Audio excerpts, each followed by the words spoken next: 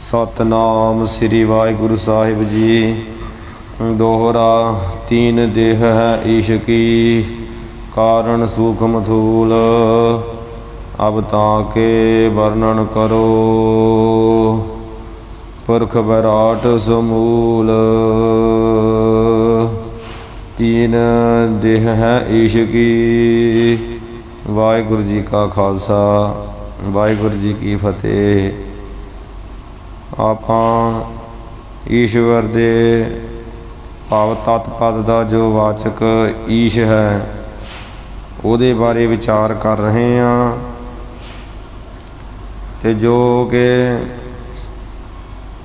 ਇਹ ਸ਼ਾਮ ਵੇਦ ਦੀ ਜਿਹੜੀ ਛਾਂਦੋਗ ਹੈ ਉਪਨਿਸ਼ਦ ਹੈ, ਉਹਦੇ 6ਵੇਂ ਪਾਠ ਵਿੱਚ ਜਿਹੜਾ ਸਵੇਤ ਕੇਤੂ ਨਾਮੇ ਪੁੱਤਰ ਹੈ ਉਹਦੇ ਤਾਈਂ ਉਦਾਲਕ ਮੁਨੀ ਪਿਤਾ ਨੇ ਉਪਦੇਸ਼ ਕੀਤਾ ਸੀ ਮਹਾਵਾਕ ਦੇ ਰਾਹੀਂ ਤਤਵਮਸੀ, ਤੇ ਜਿਸ ਨੂੰ ਗ੍ਰੰਥ ਵਿੱਚ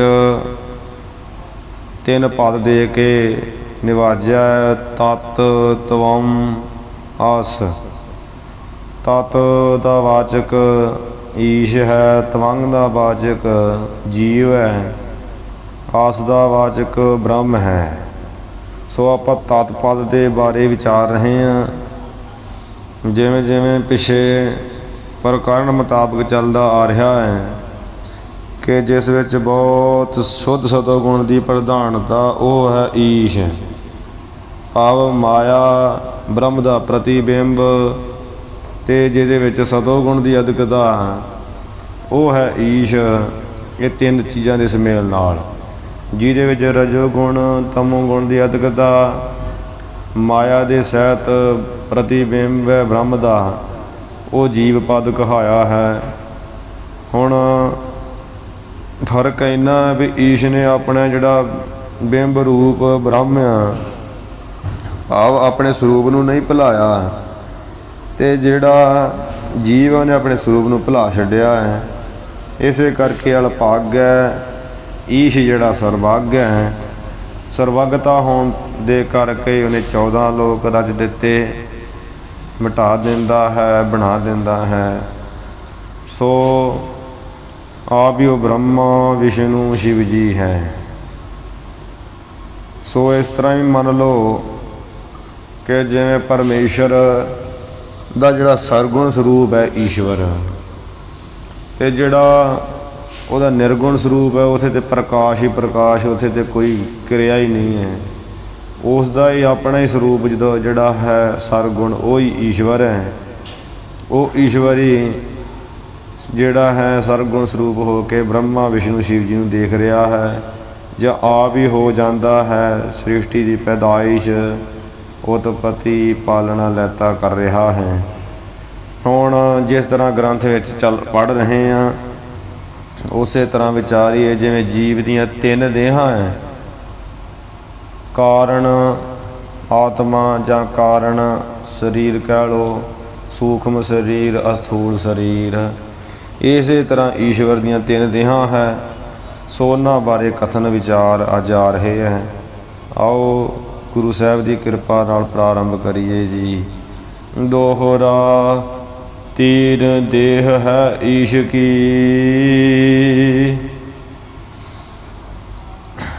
महात्मा सुखा सिंह ਜਾਂ ਸੁਖਦੇਵ ਸਿੰਘ ਨਿਰਮਲੇ ਸੰਤ ਮਹਾਂਪੁਰਸ਼ ਕਹਿੰਦੇ ਹੈ ਸਿੱਖ, ਉਸ ਜਿਹੜਾ ਸਰਬੱਗ ਈਸ਼ਵਰ ਕਹਾਇਆ ਆਪਣੇ ਆਪ ਨੂੰ, ਉਹ ਈਸ਼ਵਰ ਦੀਆਂ 3 ਦੇਹਾਂ ਹਨ।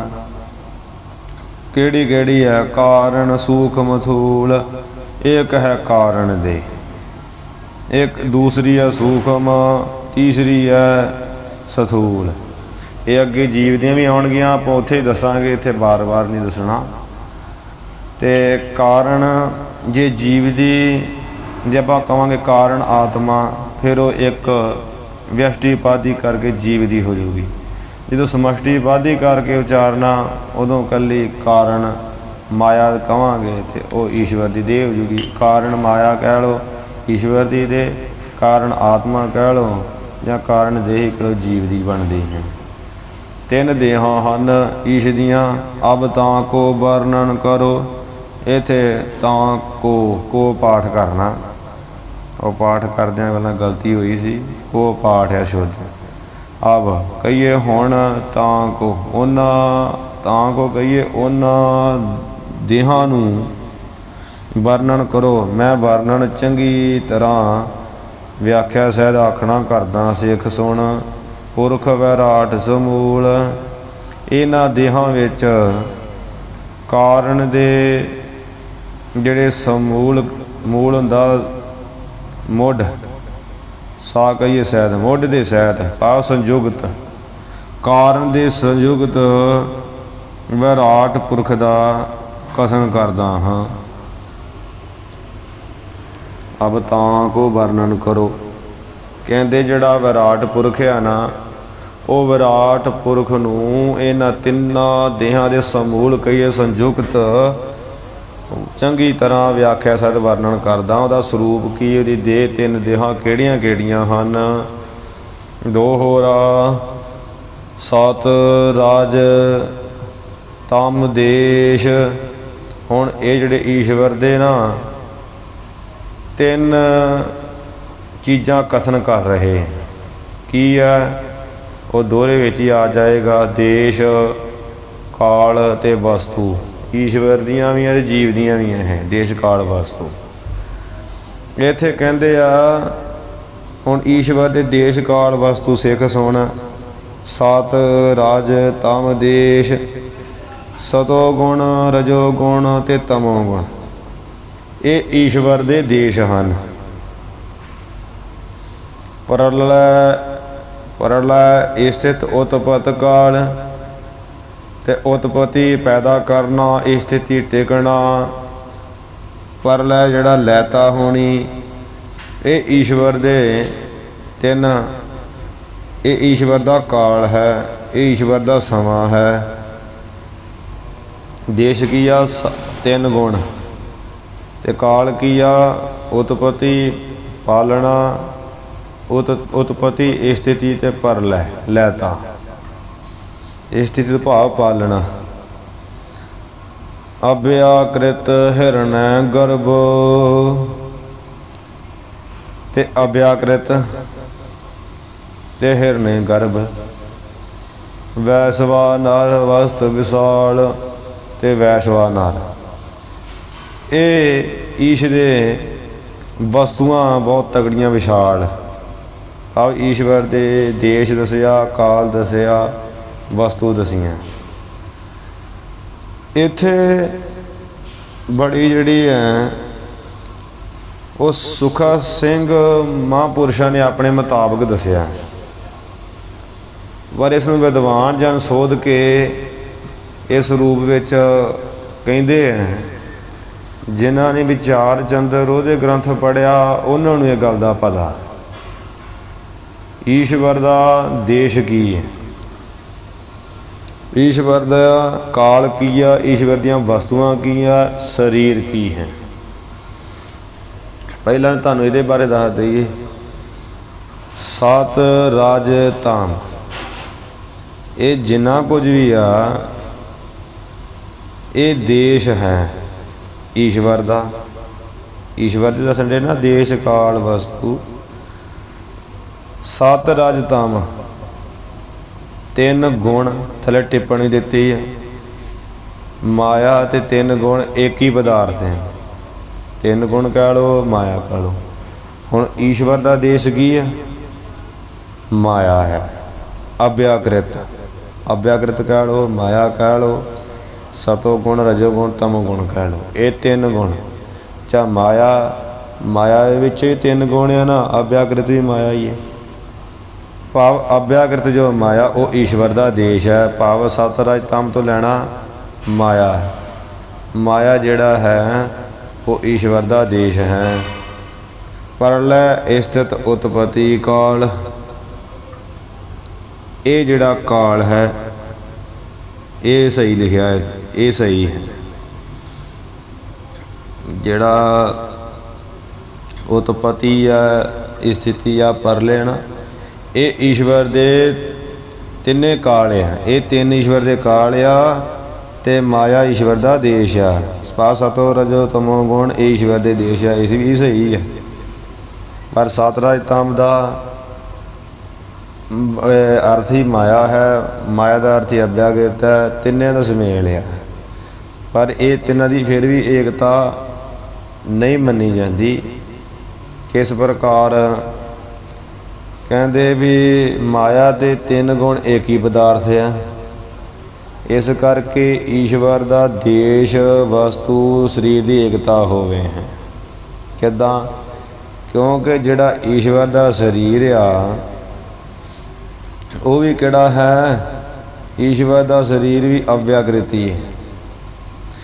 ਸਰੀਰ ਵੀ ਅਵਿਆਕ੍ਰਿਤ ਹੋ ਗਿਆ, ਹਾਂਜੀ, ਤੇ ਦੇਸ਼ ਵੀ ਅਵਿਆਕ੍ਰਿਤ ਹੋ ਗਿਆ।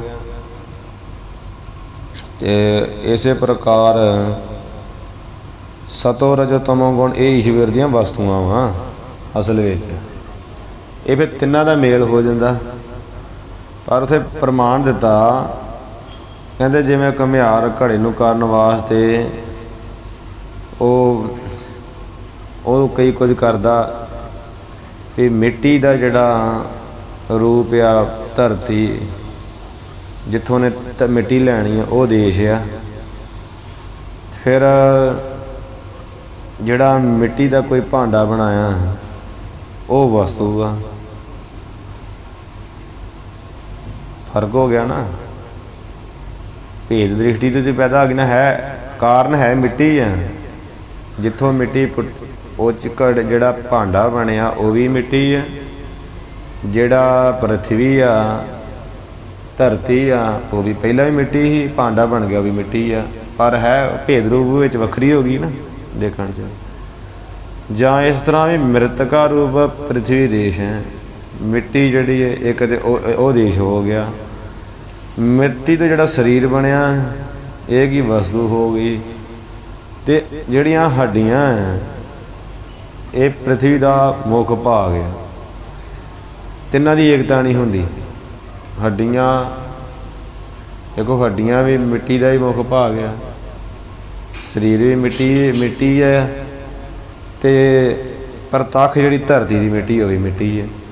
ਪਰ ਤਿੰਨਾਂ ਦਾ ਵੇਖੋ ਫਰਕ ਆ ਹੱਡੀਆਂ 'ਚ, ਸਰੀਰ 'ਚ, ਤੇ ਜਿਹੜੇ ਜ਼ਮੀਨ ਦੀ ਮਿੱਟੀ ਉਹ 'ਚ ਫਰਕ ਆ। ਇਸੇ ਪ੍ਰਕਾਰ ਹੀ ਤਿੰਨਾਂ ਦਾ ਮੇਲ ਰਜੋ ਸਤੋ ਤਮੋ ਗੁਣ ਇਹ ਵੀ ਮਾਇਆ ਹੀ ਹੈ। ਅਭਿਆਕ੍ਰਿਤ ਵੀ ਮਾਇਆ ਹੀ ਹੈ, ਪ੍ਰਤੱਖ ਮਾਇਆ ਦਾ ਨਾਮ ਵੀ ਮਾਇਆ ਹੀ ਹੈ, ਹਾਂਜੀ। ਤੇ ਈਸ਼ਵਰ ਦੇ ਦੇਸ਼ ਵੀ ਮਾਇਆ, ਹਾਂਜੀ। ਵਸਤੂ ਵੀ ਅਭਿਆਕ੍ਰਿਤ ਮਾਇਆ, ਤੇ ਸਰੀਰ ਵੀ ਅਭਿਆਕ੍ਰਿਤ। ਇਸ ਕਰਕੇ ਤਿੰਨ ਦੀ ਏਕਤਾ ਹੈ ਜੀ, ਪਰ ਉਹ ਅਸੰਭਵ ਨਹੀਂ ਆ, ਵੱਖੋ ਵੱਖਰੇ ਰੂਪ ਵਿੱਚ ਹੀ ਨਜ਼ਰ ਆਉਂਦੀ ਹੈ, ਸਮਝ ਲੈਣੀ। ਸੋ ਇੱਥੇ ਜਿਹੜਾ ਲਿਖਿਆ ਨਾ ਪਰਲੈ ਸਥਿਤੀ ਉਤਪਤੀ ਕਾਲ, ਇਹ ਬਿਲਕੁਲ ਸਹੀ ਆ।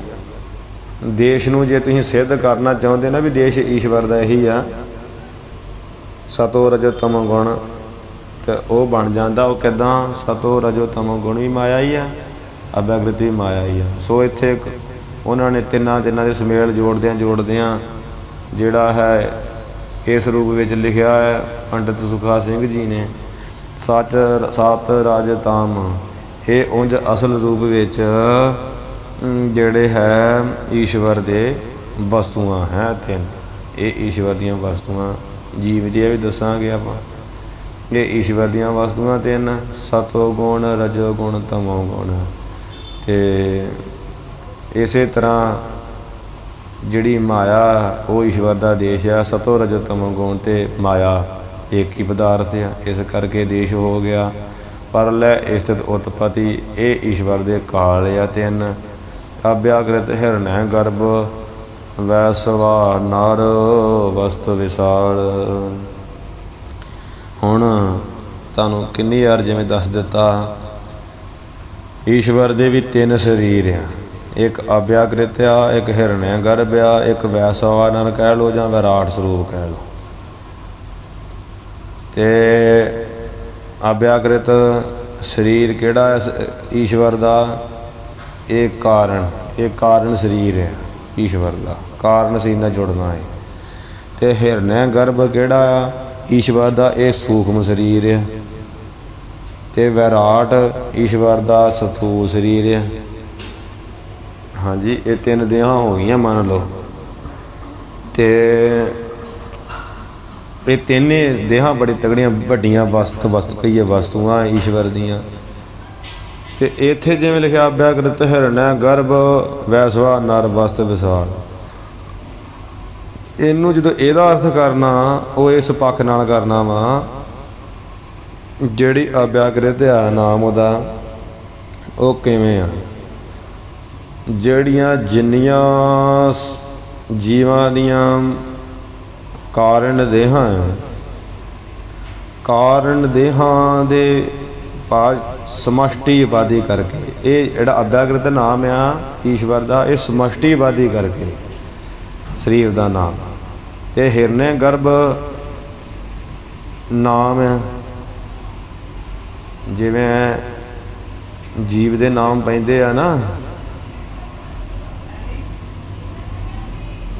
ਇਸੇ ਪ੍ਰਕਾਰ ਹੀ ਇਹਦੇ ਨਾਮ ਹੈ। ਅਭਿਆਕ੍ਰਿਤ ਕੀ ਆ? ਸਮਸ਼ਟੀ ਉਪਾਧੀ ਕਰਕੇ ਸਭ ਜੀਵਾਂ ਦੀ ਜਿਹੜੀ ਕਾਰਨ ਦੇਹੀ ਹੈ, ਪਾਸ ਸਖੋਪਤ ਅਵਸਥਾ ਕਾਰਨ ਦੇਹੀ ਜੀ ਹੈ। ਸੁਖੋਪ ਅਵਸਥਾ ਦਾ ਅਭਿਮਾਨੀ ਜੋ ਹੈ ਉਹ ਹੈ ਅਭਿਆਕ੍ਰਿਤ।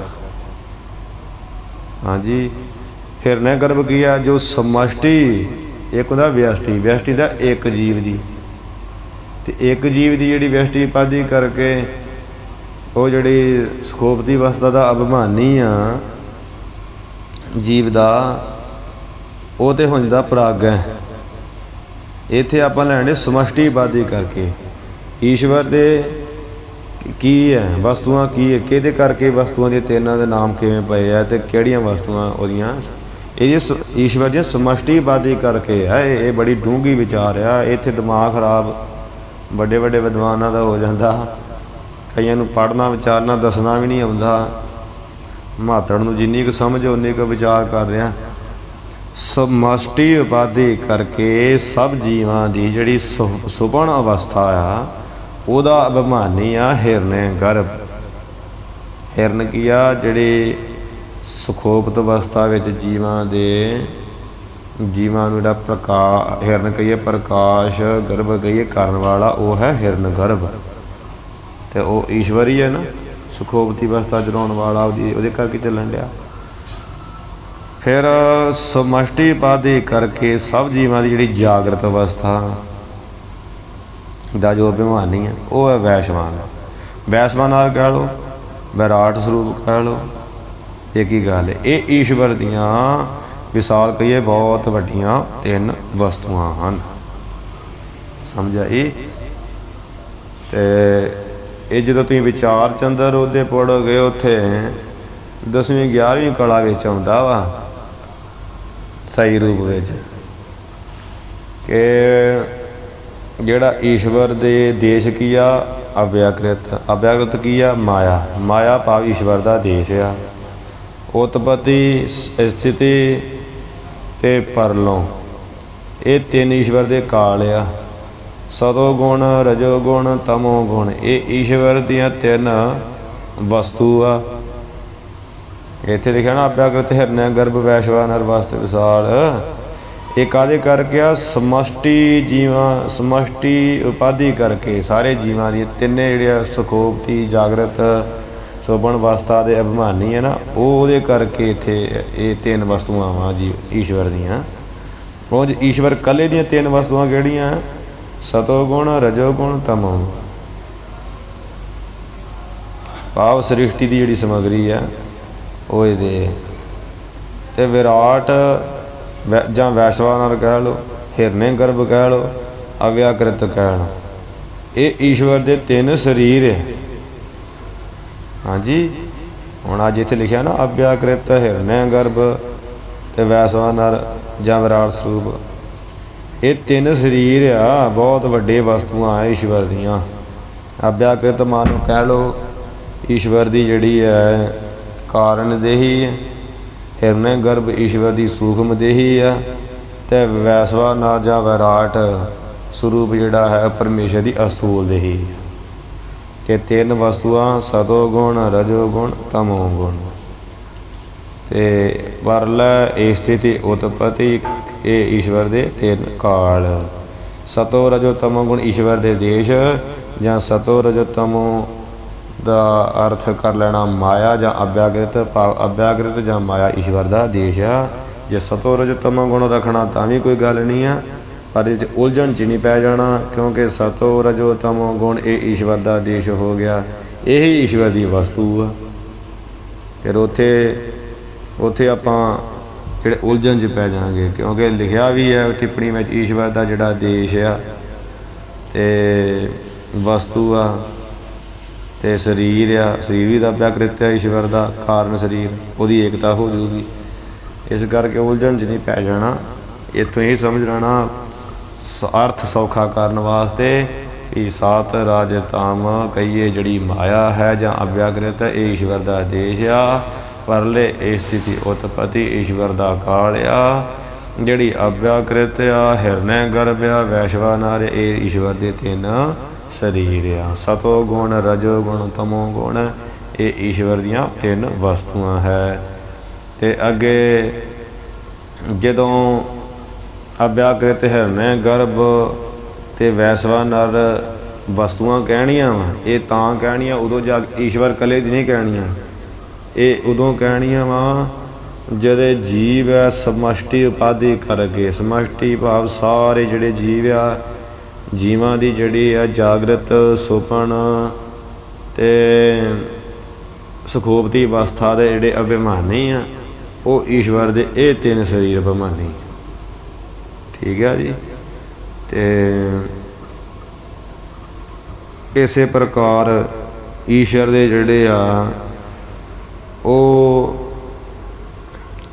तीन अभिमान ये सारे जीवां दा अभिमानी ते ईश्वर दे तीन शरीर हो गया अव्याकृत हिरण्यगर्भ वैश्वानर समष्टि उपाधि करके। जिहड़े ईश्वर कल्ले दे तीन अभिमानी आ ओ की आ वैश्वानर सूत्रात्मा ते अंतरजामता। किदां वैश्वानर ते विराट का तो एक ही अर्थ बनता, जिहड़ा विराट स्वरूप है परमेश्वर का ओहदा अभिमानी की है, विराट ईश्वर का जिहड़ा विराट स्वरूप है ना ते ओहदी जागृत ईश्वर की जागृत अवस्था का अभिमानी आ वैश्वानर। सुपन अवस्था का अभिमान जिहड़ी हिरण्य गर्भ है सुपन अवस्था सूक्ष्म देही ईश्वर दे ओहदा अभिमानी आ सूत्रात्मा जो आत्मा सूत्र वांग रोया होया है। ते जिहड़ा ईश्वर का अव्याकृत कारण शरीर आ ओहदी सुखोपत अवस्था है, सुखोपत अवस्था का अभिमानी आ अंतरजामी। ये तीन ईश्वर के अभिमानी समझ लैने। इस प्रकार जिहड़े है समझ लेने सौखे ढंग दे नाल आप जी नूं जो दसिया है। हुण ये जिहड़े तीन चीज़ां लिखियां अव्याकृत हिरण्य गर्भ वैश्वानर, हुण तिन्ने देहां दा थले जिक्र आऊगा। ये सौखा ती होर समझना ना वो ये तरीका वा कि सतो गुण रजो गुण तमो गुण भाव माया ईश्वर का देश वा। परले स्थिति काल ईश्वर का काल आ ते अव्याकृत हिरण्य गर्भ ते वैश्वानर ये ईश्वर के तीन शरीर आ। तीन शरीर रूपी तीन बड़िया वड्डियां वस्तुआं है, बड़िया वड्डियां विशाल के बहुत वड्डियां वस्तुआं हैं। हुण अव्याकृत जिहड़ा है वो की है कारण शरीर है, हिरण्य गर्भ की आ सूक्ष्म शरीर, वैश्वानर या विराट स्वरूप की आ वैश्वानर की है विराट स्थूल शरीर। ईश्वर के तीन शरीर आ।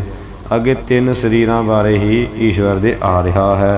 क्या है ना कि तीन देह है ईश की कारण सूक्ष्म स्थूल, वो बारे हुण खोलन लगे हैं।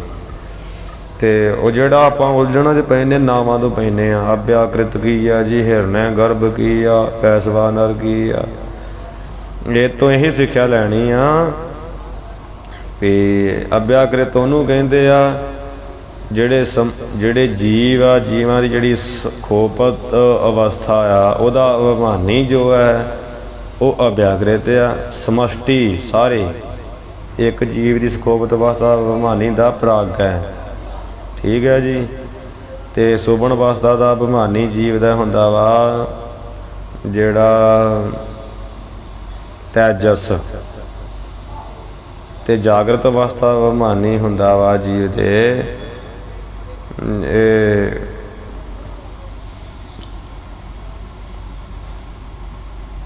ਉਹਨੂੰ ਕਹਿੰਦੇ ਆ, ਜਿਹੜੀ ਜਾਗਰਤ ਅਵਸਥਾ ਨਾ ਉਹਦਾ ਅਭਿਮਾਨੀ ਹੁੰਦਾ ਵਿਸ਼ਵ, ਵਿਸ਼ਵ ਨਾਮ ਹੈ ਜੀਵ। ਇਸ ਪ੍ਰਕਾਰ ਤਿੰਨ ਜੀਵ ਦੇ ਅਭਿਮਾਨੀ ਹੈ।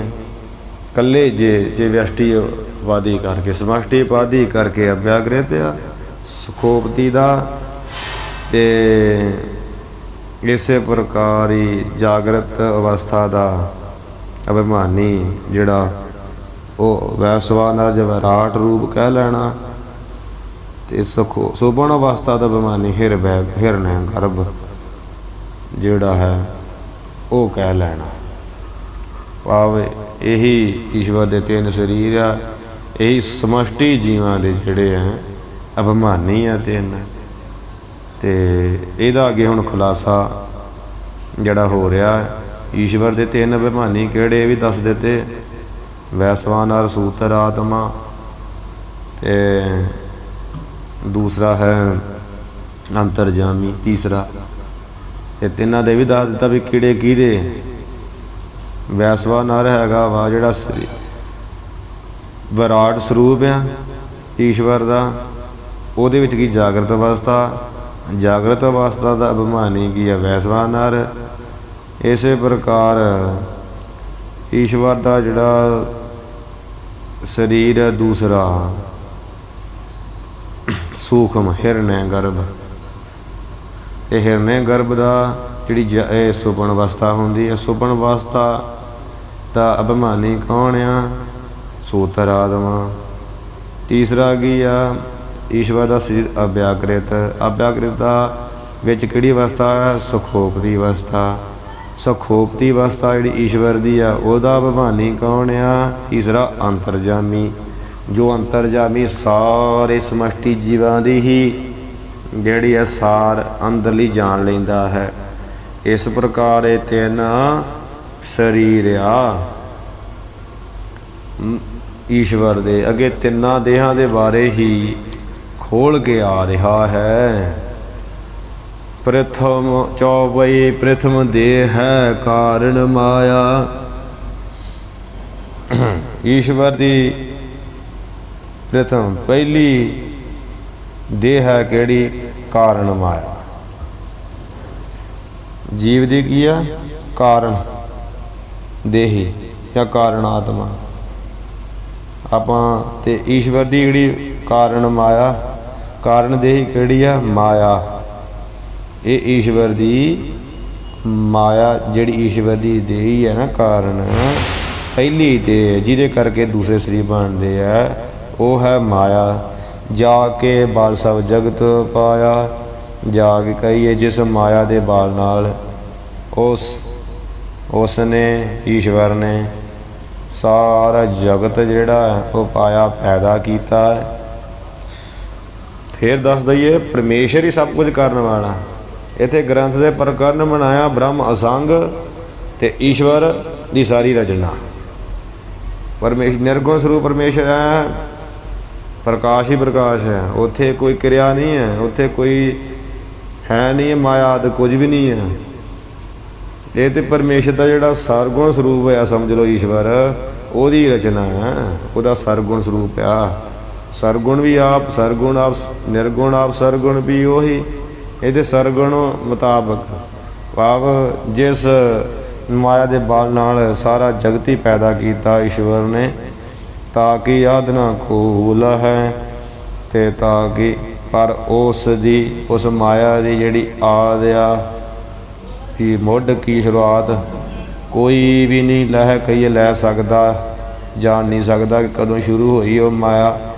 ਸਤ ਅਸਤ ਨਾ ਵੇਦੋ ਕਹੈ। सत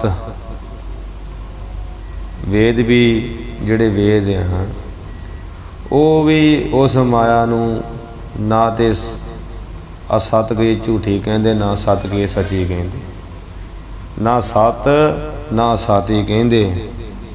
भाव अनरवचनी कहिंदे। अनरवचनी हुंदा जिहदे बारे कथन ना कीता जावे, वो अनरवचनी हुंदा। सत ना सत असत ना वेदो नन्ना पाठ दैली देव गया। वेद भी उन्होंने सत ना दे सत मानते हैं ना असत मानते हैं, क्योंकि जो सत कहीए तो माया सत नहीं है, जे असत कहीए तो ये भी नहीं है, क्योंकि वो देख रही है। सारे आ जीव जंतु देख रहे हैं। जिवें संसार नूं आपां सच नहीं कह सकते कि झूठ नहीं कह सकते, क्योंकि देख रहा। तो सच तां नहीं कह सकते क्योंकि सदा रहन वाला नहीं, पर है जरूर ये अनरवचनी है संसार। माया भी अनरवचनी। हाँ, इस प्रकार समझ लेना। दोहरा पांच तत्वतां दे भए तां ते कहिए उस माया तो ही पांच जिहड़े तत्त आ ना वो पैदा भए कहिए होए। प्रथमे सूक्ष्म रूप पहला सब तो जिहड़े सूक्ष्म रूप विच होए, जिन्हां दा सूक्ष्म रूप सी, वो किहड़े सूक्ष्म रूप विच होए हैं? शब्द स्पर्श रूप रस गंध। शब्द स्पर्श रूप रस गंध, जिन्होंने आपां पांच विषय कहने हैं। ये पांच जिहड़े सूक्ष्म रूप विच पांच तत्त होए कहत कव भूप। इस गल नूं जिहड़े कवियां दे भूप राज पा श्रोमणी कवि है वो जन कथन करदे कहिंदे आ भाई शब्द स्पर्श रूप रस गंध ये पहला जिहड़े है ना पैदा होए है। कुछ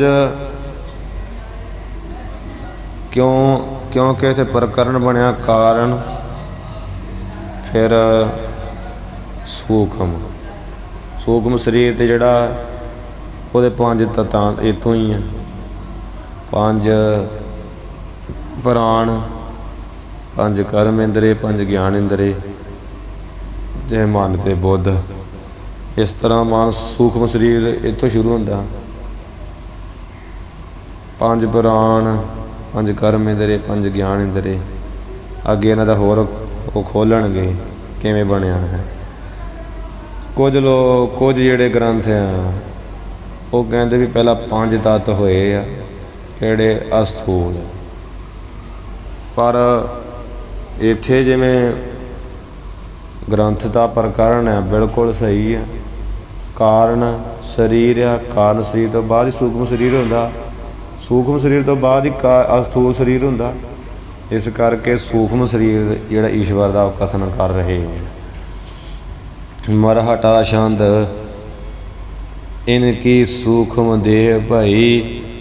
ये जिहड़े सूक्ष्म तत्त होए आ पहला शब्द स्पर्श रूप रस गंध, इन्हां सूक्ष्म तत्तां तो ईश्वर की जिहड़ी सूक्ष्म देह भाई कहिए होई है। सो हिरणै गर्भ कहाव है, जिहड़ी पांच तत्तां सूक्ष्म देह ईश्वर की होई है ना। हाँ, जिहड़ी शब्द स्पर्श रूप रस गंध वो सूक्ष्म देह जिहड़ी आ वो हिरन गर्भ कहाउंदी ईश्वर दी। सूक्ष्म देह आ ईश्वर दी। सूक्ष्म देह किहड़ी है सूक्ष्म देह ही आ, उहदा नाम की आ हिरन गर्भ ईश्वर दी। उत्ते आए सी ना अव्याकृत हिरन गर्भ। विद्वान जन होर तरीके नाल अर्थ कर लेंदे, पर जो पर उत्ते वेखो जो लिखिआ भाव जिहड़ा शरीर जिहड़ी कारण माया वा वो शरीर आपां जिहनूं कारण शरीर कहने आ उस ईश्वर का कारण शरीर है, उहदा नाम है अव्याकृत। ते ईश्वर की जिहड़ी सूक्ष्म देही है पंज ये तत्त जिहड़े सूक्ष्म रूप विच शब्द स्पर्श रूप रस गंध आ उन्हां तो देह होई। कहंदे इनकी सूक्ष्म देह पई, इन्हां पंजां तत्तां दी सूक्ष्म देह होई ईश्वर दी। सो हिरणे गर्भ कहावे, उहदा नाम ही हिरणे गर्भ ਕਹਾਇਆ ਅਖਵਾਉਂਦਾ ਹੈ। ਈਸ਼ਵਰ ਦਾ ਨਾਮ ਹਿਰਨੇ ਗਰਭ ਕਹਾਉਂਦਾ ਹੈ। ਇਹ ਈਸ਼ਵਰ ਦਾ ਦੂਸਰਾ ਸਰੀਰ ਆ ਸੂਖਮ। ਸਭ ਜੀਵਨ ਕੇ ਆਪਨ ਹੀ ਤੇ ਉਹ ਸੂਖਮ ਦੇ ਜਿਹੜੀ ਹੈ ਹਿਰਨੇ ਗਰਭ ਈਸ਼ਵਰ ਦੀ ਤੇ ਸਾਰੇ ਜੀਵਾਂ ਦੇ ਆਪਣੇ ਹੀ ਤੇ ਆਪਣੇ ਸੂਖਮ ਸਰੀਰ ਤੋਂ ਹੀ ਜਿਹੜਾ ਈਸ਼ਵਰ ਆ ਲਿੰਗ ਸਰੀਰ ਬਣਾਵੇ। ਸਾਰੇ ਜੀਵਾਂ ਦੇ ਜਿਹੜੇ ਲਿੰਗ ਸਰੀਰ ਪਾ ਸੂਖਮ ਸਰੀਰ ਆ ਨਾ ਉਹ ਬਣਾਉਣਾ ਕਰਦਾ। ਲਿੰਗ ਜਿੱਥੇ ਆਏ ਨਾ ਲਿੰਗ ਸ਼ਬਦ ਲਿੰਗ ਸਰੀਰ ਨੂੰ ਸੂਖਮ ਸਰੀਰ ਸਮਝਣ। ਇਹ ਵੀ ਧਿਆਨ ਰੱਖਣ ਵਾਲੀ ਗੱਲਾਂ ਹੁੰਦੀਆਂ। ਕਿਤੇ ਸੂਖਮ ਨਾਲ ਲਿਖਿਆ ਹੋਵੇ ਲਿੰਗ ਲਿਖਿਆ ਹੋਵੇ ਤੇ ਬੰਦਾ ਦੁਬਿਧਾ 'ਚ ਪੈ ਜਾਂਦਾ। ਲਿੰਗ ਸਰੀਰ ਕਿਹੜਾ ਲਿੰਗ ਦਾ ਅਰਥ ਸੂਖਮ ਜਿਹੜੇ ਤੱਤਾਂ ਦੀ ਸੂਖਮ ਦੇਹ ਹੋਈ ਈਸ਼ਵਰ ਦੀ ਉਹਦਾ ਨਾਂ ਹਿਰਨੇ ਗਰਭ ਆ। ਤੇ ਈਸ਼ਵਰ ਸਾਰੇ ਜੀਵਾਂ ਦੀ ਆਪਣੇ ਹੀ ਦੇ ਆਪਣੇ ਜਿਹੜੇ ਸੂਖਮ ਸਰੀਰ ਹਿਰਨ ਗਰਭ ਸਰੀਰ ਆ ਉਹ ਤੋਂ ਹੀ ਲਿੰਗ ਸਰੀਰ ਸਾਰੇ ਜੀਵਾਂ ਦੇ ਸੂਖਮ ਸਰੀਰ ਬਣਾਉਂਦਾ ਹੈ। ਇੰਦਰੀ ਮਨ ਬੁੱਧ ਪ੍ਰਾਣ ਸਵੈ ਸੂਖਮ ਸਰੀਰ ਵਿੱਚ ਕੀ ਹੁੰਦਾ ਇਹ ਵੀ ਦੱਸਣ ਲੱਗੇ ਵਿਦਾਂਤ ਮੁਤਾਬਕ। ਇੰਦਰੀ ਦਸੇ ਇੰਦਰੀ 5 ਕਰਮ ਇੰਦਰੇ 5 ਗਿਆਨ ਇੰਦਰੇ ਮਨ ਬੁੱਧ 2 ਕਿੰਨੇ ਹੈਗੇ 12 ਪ੍ਰਾਣ ਸਭੈ 5 ਪ੍ਰਾਣ ਸਾਰੇ यह सब के रचे विचारी यह सब ये सारे जड़े हैं विचारी विचार पूर्वक कईये रचे कईये बनाए हैं। ईश्वर ने 5 शरीर बनाए हैं अपने सूक्ष्म शरीर तो साढ़े सूक्ष्म शरीर रचे ने इंद्रे मन बुद्ध प्राण ये जिन्ने जेड़ा ईश्वर का शरीर सूक्ष्म हिरने गर्भ हो गया। हाँ जी ਜਿਹੜੇ ਜੀਵਾਂ ਦੇ ਸੂਖਮ ਸਰੀਰ ਆ ਤੇ ਉਹਨਾਂ ਤੋਂ ਹੀ ਉਹ 5 ਕਰਮ ਇੰਦਰੇ 5 ਗਿਆਨ ਇੰਦਰੇ ਤੇ ਜਿਹੜੇ ਆ 5 ਪ੍ਰਾਣ ਮਨ ਬੁੱਧ ਦੇ ਨਹੀਂ ਜੀਵਾਂ ਸਰੀਰ ਬਣਾਉਂਦਾ ਹੈ। ਕਹੀਏ ਸੂਤਰ ਆਤਮਾ ਸੋਈ ਸੋ ਇਸ ਜਿਹੜਾ ਇਸ ਸੂਖਮ ਸਰੀਰ ਵਿੱਚ ਉਹੀ ਸੂਤਰ ਰੂਪ ਜਿਹੜਾ ਆਸਰਾ ਰੂਪ ਆਤਮਾ ਹੀ ਕਹੀਦੀ ਹੈ। ਸੂਤਰ ਆਤਮਾ ਸੋਈ ਇਸ ਸੂਖਮ ਸਰੀਰ ਵਿੱਚ ਨਾ ਸੋਈ ਕਹੀਏ ਉਹੀ ਸੂਤਰ ਰੂਪ ਜਿਹੜੀ ਆਤਮਾ ਸਭ 'ਚ ਪਰੋਈ ਹੋਈ ਹੈ ਉਹ ਕਹੀਦੀ ਹੈ। ਸਭ ਹੀ ਵਿਦ ਨਿਰਧਾਰੀ ਉਹੀ ਗੱਲ ਸਭ ਤਰ੍ਹਾਂ ਕਰਕੇ ਨਿਰਧਾਰੀ ਕੇ ਨਿਰਣੇ ਕੀਤੀ ਹੈ। ਅਰਥਾਤ ਜਿਹੜੀ ਸੂਖਮ ਦੇਹ ਆ ਦੇ ਅਭਿਮਾਨੀ ਚੇਤਨ ਨੂੰ ਹੀ ਸੂਤਰ ਆਤਮਾ ਕਹਿੰਦੇ। ਸੂਖਮ ਦੇਹ ਦਾ ਜਿਹੜਾ ਅਭਿਮਾਨੀ ਚੇਤਨ ਆ ਉਹਨੂੰ ਹੀ ਸੂਤਰ ਆਤਮਾ ਕਿਹਾ ਜਾਂਦਾ ਵਾ। ਸੌਖਾ ਸਮਝ ਲਈ ਕੀ ਆਪਾਂ ਹੁਣੇ ਪਿਛੇ ਦੱਸਿਆ ਹੀ ਹੈ ਨਾ ਵਿਚਾਰ ਚੰਦਰ ਉਹਦੇ 'ਚ ਵੀ ਆਉਂਦਾ। ਭਾਵ ਜਿਹੜਾ ਇੱਥੇ ਸੂਖਮ ਸਰੀਰ ਹੈ ਜਿਹੜਾ ਈਸ਼ਵਰ ਦਾ ਉਹ ਕਥਨ ਕੀਤਾ ਜਾ ਰਿਹਾ। ਉਹ ਕਿੱਥੋਂ ਬਣਿਆ ਵਾ ਸੂਖਮ ਦੇ 5 ਵਿਸ਼ੇ ਜਿਹੜੇ ਆ ਉਹਨਾਂ ਤੋਂ ਦੇਹ ਬਣੀ ਈਸ਼ਵਰ ਦੀ ਉਹ ਹਿਰਨੇ ਗਰਭ ਕਹਾਉਂਦੀ ਹੈ। ਤੇ ਕੀ ਕਰਦਾ ਈਸ਼ਵਰ ਆਪਣੇ ਹਿਰਨੇ ਗਰਭ ਜਿਹੜੇ ਤੱਤਾਂ ਤੋਂ ਉਹਦਾ ਆਪਣਾ ਸਰੀਰ ਬਣਿਆ ਉਸੇ 5 ਤੱਤਾਂ ਤੋਂ ਸਾਰੇ ਜੀਵਾਂ ਦੇ ਸਰੀਰ ਬਣਾਉਂਦਾ। ਤੇ ਫਿਰ ਕੀ ਕਰਦਾ ਸੂਖਮ ਸਰੀਰ ਵਿੱਚ ਭਾਵ ਜਿਹੜੇ 5 ਵਿਸ਼ੇ ਆ ਨਾ ਉਹਨਾਂ ਤੋਂ ਹੀ ਉਹ ਪੈਦਾ ਕਰਦਾ ਆਪਣੇ ਵਿੱਚੋਂ ਜੀਵਾਂ ਦੇ ਸਰੀਰ। ਫਿਰ ਇੰਦਰੀ ਮਨ ਬੁੱਧ ਪ੍ਰਾਣ 5 ਪ੍ਰਾਣ ਮਨ ਬੁੱਧ ਇੰਦਰੀਆਂ ਇਹ 17 ਤੱਤਾਂ ਦੀ ਸੂਖਮ ਦੇਹੀ ਆ ਜੀਵ ਦੀ। ਇਹ ਫਿਰ ਜਿਹੜਾ ਹੈ ਈਸ਼ਵਰ ਬਣਾਉਂਦਾ। ਤੇ ਮਤਲਬ ਜਿਹੜਾ ਹੈ ਈਸ਼ਵਰ ਉਹਦੀ ਹੈ ਹਿਰਨੇ ਗਰਭ ਸੂਖਮ ਦੇਹੀ। ਉਸ ਸੂਖਮ ਦੇਹੀ ਦਾ ਜਿਹੜਾ ਅਭਿਮਾਨੀ ਆ ਉਹ ਕੀ ਆ ਸੂਤਰ ਆਤਮਾ। ਉਸੇ ਨੂੰ ਸੋਈ ਉਹੀ ਸੂਤਰ ਆਤਮਾ ਕਹੀਦਾ ਹੈ। सो सब ही विध निर्धारी सब तरह नाल निर्णा कीता वा कि ओहियो सूत्र आत्मा कहिए कहीदा है। भाव जिहड़ी हिरण्य गर्भ आ ईश्वर ते हिरण्य गर्भ देही दा अभिमानी की आ सूत्र आत्मा। सो कहण तो भाव जिहड़े सारे जीव आ उन्हां दी जिहड़ी सूक्ष्म देह दे विच जिहड़ी सुपन अवस्था दा अभिमानी हिरण्य गर्भ आ उसे हिरण्य गर्भ अभिमानी दा हिरण्य गर्भ दा अभिमानी सूत्र आत्मा कहीदा है। भाव सूक्ष्म देह जिहड़ी आ उहदा जिहड़ा अभिमानी चेतन आ ना उहनूं सूत्र आत्मा कहिंदे। जिहड़ी ईश्वर दी सूक्ष्म देही हिरण्य गर्भ नूं प्रकाशन वाला है वह है सूत्र आत्मा। किवें जिवें वेखो कि जिहड़ा जीव है उहदा सूक्ष्म देही दी जिहड़ी अवस्था है सुपन अवस्था सूक्ष्म देही दी सुपन अवस्था उदों तेजस नामे अभिमानी हुंदा है। तेजस नामे जीव जिहड़ा उत्थे प्रकाश दा है। भाव वो सारा कुछ घाड़दा घाड़दा इसे तरह सूत्र आत्मा घाड़दा घाड़दा ईश्वर दी हिरण्य गर्भ जिहड़ी सूक्ष्म देही दे विच भाव सूक्ष्म देह दे जिहड़ा अभिमानी सूक्ष्म देह दा अभिमानी चेतन आ प्रकाशन वाला ओहियो उसे नहीं सूत्र आत्मा कहिंदे हन। इस तरह समझ लैना।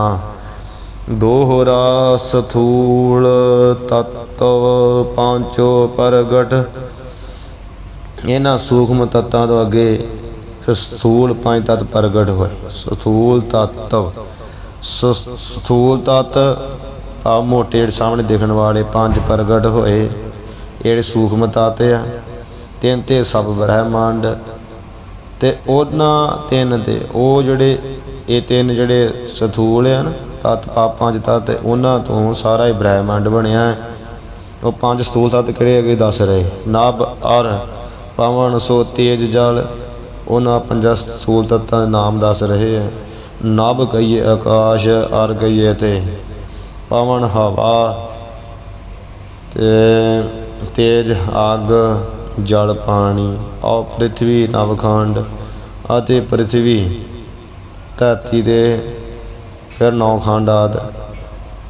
भाव पृथ्वी नौ खंडा वाली नौ हिस्सों वाली नौ खंडा वाली इत्थे चाल मुताबिक उन्हें पूरा करने वास्ते नवखंड लिखिया। नौ खंड के हिस्सों वाली जिहड़ी पृथ्वी है पांच तत्तां ये पंजवां तत्त पृथ्वी हो गया। दोहरा स्थूल देह यह ईश की कहते हैं सिख ये जड़ी यह ईश्वर की जी स्थूल देही आ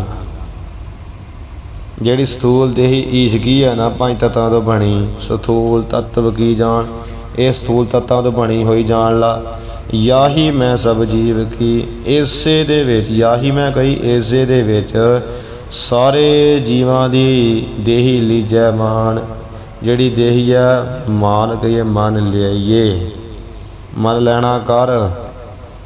ये जिहड़े जिवें दस्या ना भाव सौखा समझ लो हुण तिन्नां देहां तो ही जिहड़ी ईश्वर दी अव्याकृत जिहड़ी ईश्वर दी कारण देही माया है उस माया तो ही जिहड़े सारे जीवां दी कारण देही बनती है। वह नाम आप उंज अविद्या रख देने जां कारण देही रख देने जदों व्यष्टि के हिसाब नाल आउंदा जीव कल्ले तक दसना होवे जीव की कारण देही कहनी होवे पर जो ईश्वर की कहनी आ उदों माया जिहड़ी ईश्वर की कारण देही। दूसरी देही आ ईश्वर की हिरण्य गर्भ ते वो बनिया जड़ी है पांच सूक्ष्म तत्तां तो ਭਾਵ ਈਸ਼ਵਰ ਦੇ ਸੂਖਮ ਤੱਤਾਂ ਤੋਂ ਬਣੀ। ਈਸ਼ਵਰ ਨੇ ਕਿ 17 ਤੱਤ ਰਚ ਕੇ ਤੇ ਜੀਵ ਦੀ ਬੜੀ ਬਣਾ ਦਿੱਤੀ ਹੈ ਸੂਖਮ ਦੇਹੀ। ਅੱਗੇ ਉਹਨਾਂ ਸੂਖਮ ਤੱਤਾਂ ਤੋਂ 5 ਤੱਤ ਬਣੇ। 5 ਤੱਤ ਸਥੂਲ ਜਿਹੜੇ ਆਪਾਂ ਹੁਣੇ ਪੜ੍ਹੇ ਆ, ਉਹ 5 ਤੱਤਾਂ ਤੋਂ ਈਸ਼ਵਰ ਦੀ ਜਿਹੜੀ ਸਥੂਲ ਦੇਹੀ ਆ, ਤੇ ਇਹ ਸਥੂਲ ਦੇਹੀ ਮੰਨ ਲਾ ਸਾਰੇ ਜਿਹੜੇ ਜੀਵਾਂ ਦੀਆਂ ਹੁਣ ਸਾਡੀਆਂ ਦੇਹਾਂ 5 ਤੱਤਾਂ ਦੀਆਂ ਆ। ਹਾਂਜੀ, ਇਹ ਜਿਹੜੀ 5 ਤੱਤਾਂ ਦੀ ਦੇ ਈਸ਼ਵਰ ਦੀ ਬਣੀ ਆ, ਉਸੇ ਤੋਂ ਹੀ ਤੂੰ ਸਾਰੇ ਜੀਵਾਂ ਦੀ ਸਿੱਖ ਮੰਨ ਲਾ। ਮੁੱਕਦੀ ਗੱਲ ਮੁਕਾਈਏ, ਜਿੰਨੇ ਜੀਵਾਂ ਦੇ ਅੰਦਰ ਸੂਖਮ ਸਰੀਰ ਆ, ਮਾਨੋ ਇਹ ਈਸ਼ਵਰ ਦਾ ਸਰੀਰ ਆ, ਹਿਰਨੇ ਗਰਭ। ਜਿੰਨੇ ਜੀਵਾਂ ਦੀ ਕਾਰਨ ਸਰੀਰ ਆ, ਮੰਨ ਲਓ ਇਹ ਈਸ਼ਵਰ ਦਾ ਅਵਿਆਕ੍ਰਿਤ ਸਰੀਰ ਆ। ਜਿੰਨੇ ਜੀਵਾਂ ਦੇ ਸਥੂਲ ਸਰੀਰ ਆ ਸਾਹਮਣੇ ਦੇਖ ਰਹੇ, ਮਾਨੋ ਇਹ ਈਸ਼ਵਰ ਦਾ ਵੈਸ਼ਵਾਨਰ ਸਰੀਰ ਆ, ਵਿਰਾਟ ਸਰੂਪ ਆ। ਇਹ ਈਸ਼ਵਰ ਦਾ ਸਥੂਲ ਸਰੀਰ ਆ, 5 ਤੱਤਾਂ ਤੋਂ ਬਣਿਆ ਹੋਇਆ। ਉਹਦੇ ਨਾਮ ਵੱਖਰੇ ਪੈ ਜਾਂਦੇ ਆ, ਸਾਡੇ ਨਾਮ ਵੱਖਰੇ ਪੈ ਜਾਂਦੇ ਆ, ਇੰਨਾ ਫਰਕ ਆ। ਉਹ ਨਾਵਾਂ ਦੀ ਹੇਰ ਫੇਰ ਆ।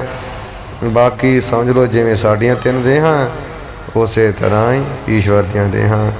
ਸਾਡੀਆਂ ਸਥੂਲ ਦੇ ਆਪਾਂ ਸਾਹਮਣੇ ਦਿਖਣ ਦੇ ਅੰਗ ਪ੍ਰਤੰਗ, ਸੂਖਮ ਸਰੀਰ ਦਿਖਦਾ ਨਹੀਂ ਹੈ। ਇਸੇ ਤਰ੍ਹਾਂ ਅੰਦਰਲਾ ਸੂਖਮ ਸਰੀਰ ਜਿਹੜਾ ਉਹ ਵੀ ਈਸ਼ਵਰ ਦਾ ਹੈ। ਜਿਵੇਂ ਸਾਡੀ ਕਾਰਨ ਦੇਹੀ, ਇਸੇ ਤਰ੍ਹਾਂ ਈਸ਼ਵਰ ਦੀ ਕਾਰਨ ਦੇਹੀ ਹੈ। ਸੋ ਇਸ ਪ੍ਰਕਾਰ ਅੱਜ ਆਪਾਂ ਇੱਥੇ ਸਮਾਪਤੀ ਕਰੀਏ। ਵਿਸ਼ਾ ਕਾਫੀ ਕਠਿਨ ਹੈ। ਸੋ ਅੱਗੇ ਜਿਹੜੀ ਵਿਚਾਰ ਆਪਾਂ ਕਾਲ ਕਰਾਂਗੇ, ਅੱਗੇ ਜਿਹੜਾ ਵਿਰਾਟ ਸਰੂਪ ਆ ਉਹ ਈਸ਼ਵਰ ਦਾ ਕਥਨ ਕਰਨਗੇ ਵੀ ਸਥੂਲ ਸਰੀਰ ਆ, ਕਾਰਨ ਦੇਹੀ ਦਾ ਵੀ ਜਿਹੜਾ ਵਿਸ਼ਾਲਪੁਣਾ, ਤੇ ਇਸੇ ਪ੍ਰਕਾਰ ਸੂਖਮ ਸਰੀਰ ਦਾ ਜਿਹੜਾ ਵਿਸ਼ਾਲਪੁਣਾ ਉਹ ਦੱਸ ਦਿੱਤਾ। ਤੇ ਇੱਥੇ ਹੁਣ ਦੱਸ ਦਿੱਤਾ ਵੀ ਜਿਹੜੀ ਸਥੂਲ ਦੇ ਈਸ਼ਵਰ ਦੀ ਆ, ਉਹ 5 ਤੱਤਾਂ ਦੀ ਹੋਈ ਜਾਣ ਲਾ। ਇਹ ਸਿੱਖ ਉਹਦੇ ਵਿੱਚ ਹੀ ਸਾਰੇ ਜੀਵਾਂ ਦੀ ਮੰਨ ਲਾ ਤੂੰ, ਪਰ ਜੀਵ ਦੀ ਤੇ 5-7 ਫੁੱਟ ਦੀ ਹੈ। ਜਿੰਨੇ ਜੀਵਾਂ ਦੀਆਂ ਦੇਹਾਂ ਪਾ, ਜਿੰਨਾ ਹੁਣ ਇਹ ਬ੍ਰਹਿਮੰਡ ਰਚਿਆ, 5 ਤੱਤਾਂ ਨੂੰ ਬ੍ਰਹਿਮੰਡ ਰਚਿਆ ਵਾ। ਉੱਤੇ ਲਿਖਿਆ ਇਹ ਸਥੂਲ ਤੱਤਾਂ 5 ਪ੍ਰਗਟ ਹੋਏ, ਉਹਨਾਂ ਤੋਂ ਸਾਰਾ ਬ੍ਰਹਿਮੰਡ ਰਚਿਆ। ਉਹ ਬ੍ਰਹਿਮੰਡ ਦਾ ਈਸ਼ਵਰ ਦਾ ਵਿਰਾਟ ਸਰੂਪ ਆ। ਉਹ ਸਿੱਖ ਨੂੰ ਹੁਣ ਦੱਸਣ ਲੱਗੇ, ਉਹ ਆਪਾਂ ਕੱਲ੍ਹ ਸਰਵਣ ਕਰਾਂਗੇ। ਹੁਣ ਇੱਥੇ ਆਪਾਂ ਅਖੀਰਲੀਆਂ ਪੰਕਤੀਆਂ ਪੜ੍ਹ ਕੇ ਸਮਾਪਤੀ ਕਰੀਏ ਜੀ। ਦੋਹਰਾ ਸਥੂਲ ਦੇਹ ਜੈ ਈਸ਼ ਕੀ, ਸਥੂਲ ਤਤਵ ਕੀ ਜਾਨ, ਯਾਹੀ ਮੈਂ ਸਭ ਜੀਵ ਕੀ, ਦੇਹੀ ਲੀਜੈ ਮਾਨ। ਵਾਹਿਗੁਰੂ ਜੀ ਕਾ ਖਾਲਸਾ, ਵਾਹਿਗੁਰੂ ਜੀ ਕੀ ਫਤਿਹ।